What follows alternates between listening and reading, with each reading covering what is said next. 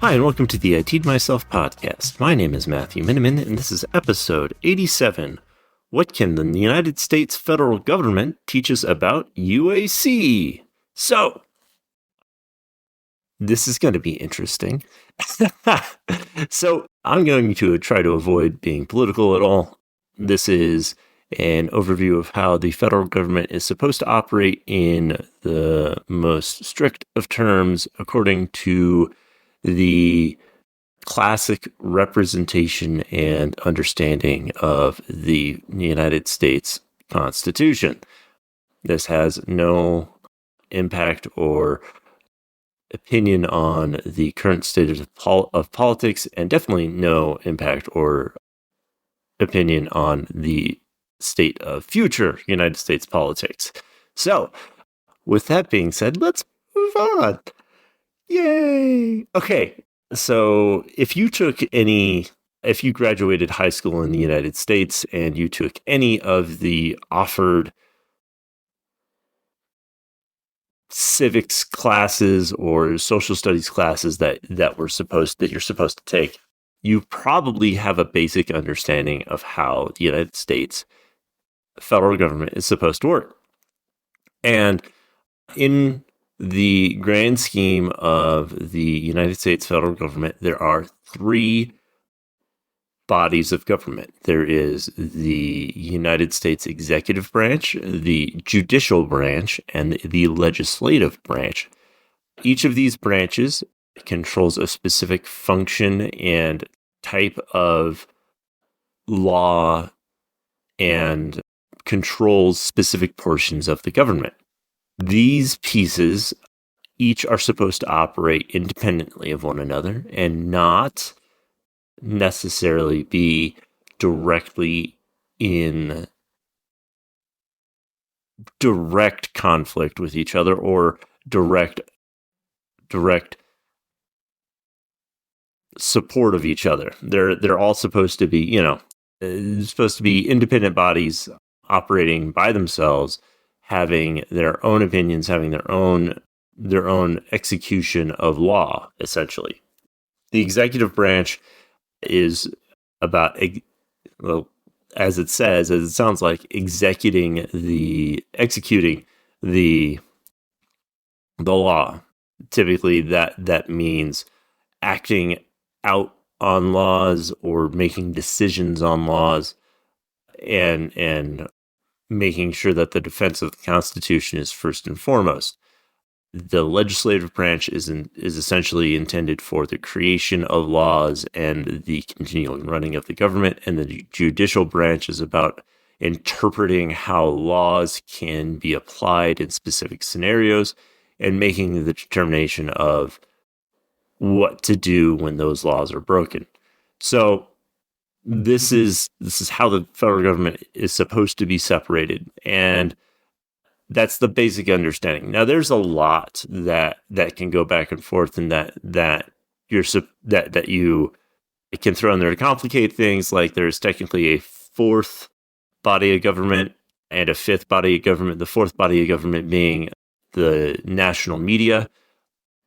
Because media can definitely sway opinion, and they have the capacity to affect laws in a way that is unique. And then you have the fifth body of government, which is the people itself. You would argue that the people are as much a part of the government as the government is of itself, because it is a government for the people, by the people, and that's an important distinction. So, anyway, the whole point of this is that there's this federal government that we've created that has these separate bodies of operations. And in the ultimate execution and in a perfect world of the United States government, each branch has powers to check and balance the powers of the other branches of government. And this is intended, it's like a game of rock, paper, scissors. And, you can, paper takes rock, rock takes scissors, scissors take paper. It's kind of built in a similar fashion, though a little more complicated than that, even if it doesn't seem very fucking doesn't seem like it. Anyway, checks and balances are supposed to prevent one body of government from making overt and crazy changes to the way that the system of government is run. So, for instance, the judicial branch can't just make decisions about the Constitution because the legislative branch can change the Constitution. The Constitution is a living document, it can be changed at any time. The executive branch can't just make decisions, it just can't start throwing people in jail because the judicial branch is supposed to identify when that is being done poorly, or when it's being done incorrectly, or when the law is being misinterpreted. And then the legislative branch can't just create any law they want. The executive branch has the ability to veto that law. And that's essentially how the federal government is supposed to work in real terms. Now, whether or not that's currently happening today or has ever happened in the past, I'll leave that up to you to debate. But in reality, that is how it's supposed to work. There's supposed to be actual conflict there. There is supposed to be some level of barrier for operation, just like there is with UAC. If you don't know what UAC is, UAC stands for User Access Control, and it is a implementation by Microsoft and a lot of other operating systems to limit the amount of control a standard user has over an environment. For UAC, as a user, you were able to do just about anything you wanted to a computer. You could install applications, you could uninstall applications, you could change the system in very unique and creative ways.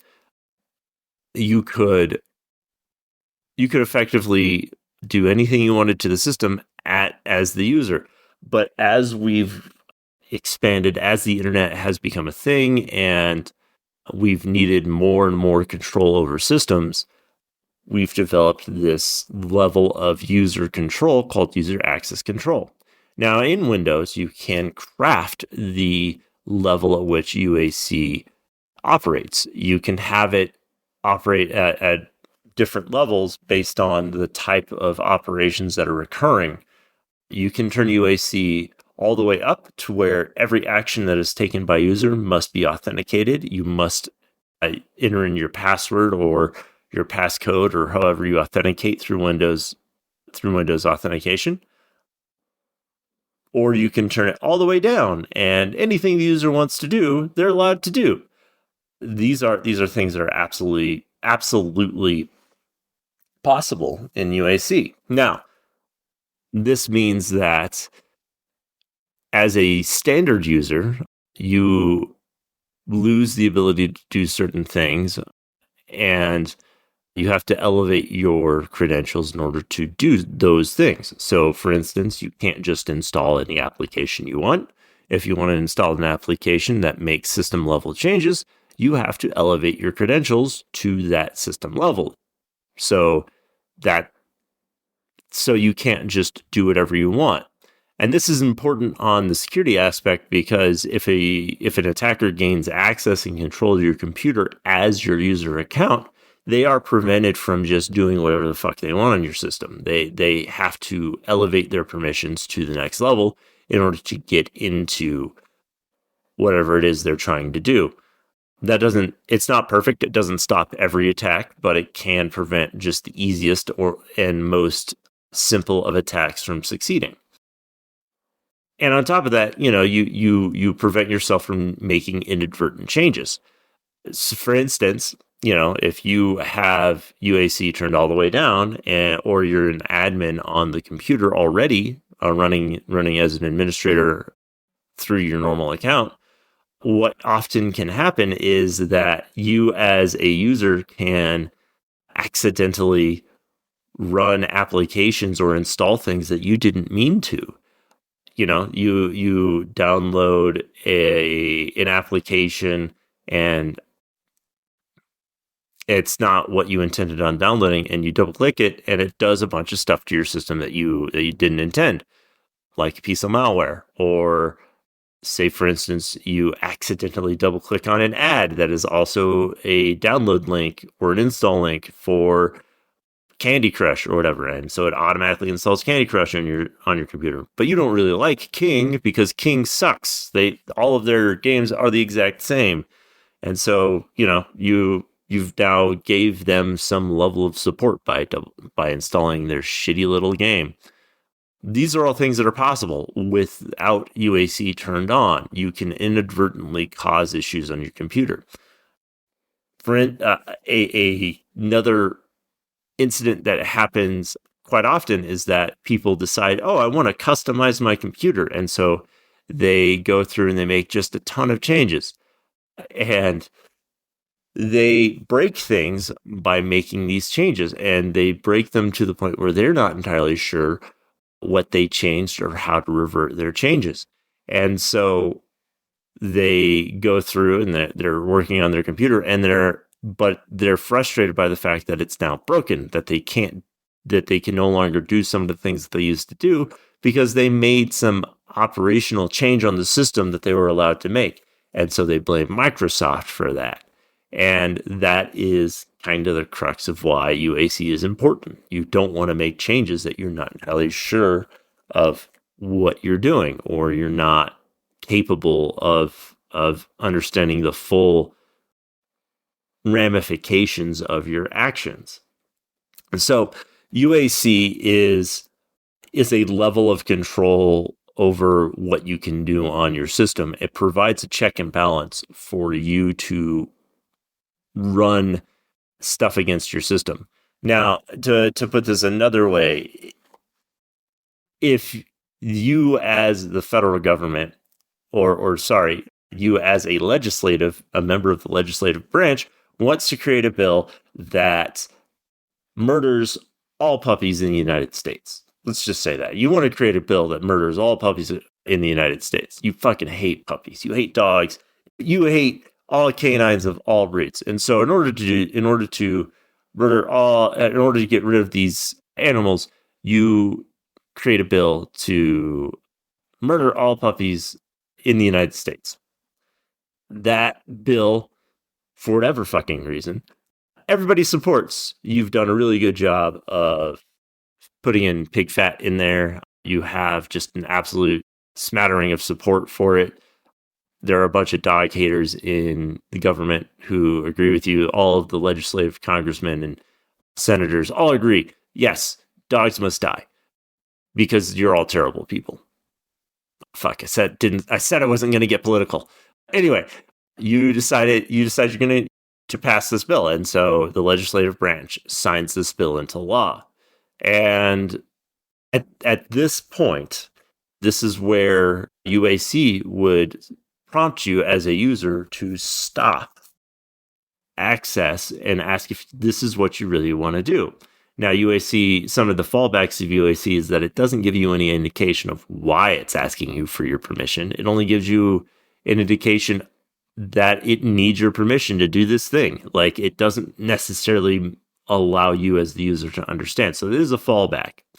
And as a legislative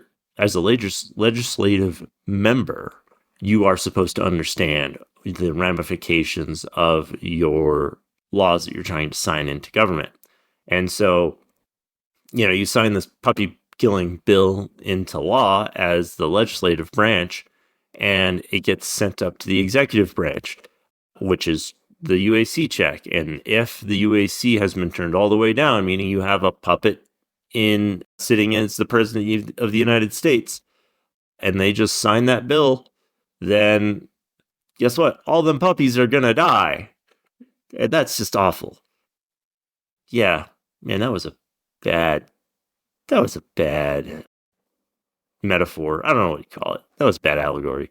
Anyway, whole point being that the president has basically turned the UAC down on the legislative branch. They're allowed to do whatever they want. They make any bill that they want, and that passes through. And if the judicial branch doesn't pop in and say that, hey, that bill can't exist. That bill is against the Constitution. That needs an amendment. Then that law can just get passed directly into law and then followed throughout the United States. And all these dogs are going to die, which is just awful. It's just awful. Why would I think about this? Anyway, whole point is that's an example of how UAC operates. And instead of, all of the dogs dying in the United States, instead it is your files being encrypted by ransomware, or your LSAS database being compromised to gather all passwords that have ever been entered on your computer ever. These are all things that can happen. So, UAC can be annoying because it can inhibit you from doing some of the things that you want to do, but it is kind of necessary in order to keep you safe. Now, there are a lot of other checks and balances that we do include on our systems as well. Things like antivirus and malware detection. There are also things like sandboxing and browser identification, safe search or safe screen. There's also market web. These are all different normally benign and passive protections against your machine that provide a level of check and balance against what you want to do as the user to ensure that you're not putting yourself in danger. And part of the balancing act here is to allow you as the user the functionality and ability to run the things that you want to run, but also not provide you just with blatant access to everything everywhere all at once. So another way that Microsoft has resolved this is by allowing you as the user to run as local and keep all of your applications installed as your local user. So this allows you as the user to essentially have administrative control over your environment, much like states have the ability to sign the laws for themselves. And this allows you as the user to install. You can install that shitty little King game on your system. You can install a Candy Crush on your system as your user. But the biggest difference here, rather than install it as the system, you're installing it as your user, so only you, the user, can access it or access that instance of it. You also have the ability to install other things as a user, like browsers and other games, or let's see here, you can install like Spotify or web apps. There's team installs, there's Zoom and WebEx and all of these other light installs. There's also Chrome extensions that you can install, or browser extensions that you can install on your system that allow you to do things as well. And none of those will require UAC because you as the user are only installing them for yourself, and they won't really have permissions to make system level changes. However, if you don't have the proper checks and balances for your own user, just like if a state didn't have proper checks and balances, you can do some real harm to yourself. You can install applications that perform spying on your account, or that are leaking information, or that are just terrible. I swear to God, if I see another coupon printer somewhere on a system, I'm going to scream. Like, what the fuck? This is 2025. If you want a coupon, go search for fucking coupons. Don't have a coupon printer, motherfucker. Goddamn adware piece of shit. Sorry. Sore subject. Lots of coupon printers have been dealing with. They're nothing but adware. Don't download a coupon printer. Don't download a coupon printer. Martha, I know you want to save money, but don't stop clicking on it. Anyway, so as an independent user who has limited control over their environment, or who has effective administrative control over their own user instance, again, this is similar to how states can assign laws for themselves. And you as the user can install stuff, but once it gets out of bounds, out of scope of your user account, that's when you'll get prompted for UAC again. So there are applications that will run, and sometimes it'll allow you to run briefly in your user context, but then it'll say, hey, you're trying to make system level changes. You need administrative approval for this. So one of the very frequent things that we get called about at the help desk is, I can't delete this icon off of my desktop and I want to get rid of it. Why can't I delete this icon? Why are you stopping me from deleting this icon? And people get really butthurt when they think they're allowed to do something, or they should be allowed to do something, and they're not. And the reason why this occurs is because it's part of the public desktop, not their private desktop. It's part of the desktop that is attached to all users on the computer. Because in a modern computing sense, all computers are multi-user systems. And so trying to delete a public folder or a public item, an item that is available for all users, yeah, that does require administrative approval, because it's not just your icon, buddy. It's everybody's icon. It's the computer's icon. It's America's icon. Isn't that Superman? Man, I don't know. Anyway, so that's UAC as a whole, and that's the federal government in a very shitty way of me explaining it. So that's all I have time for today, guys, and I hope you have a great day. Bye.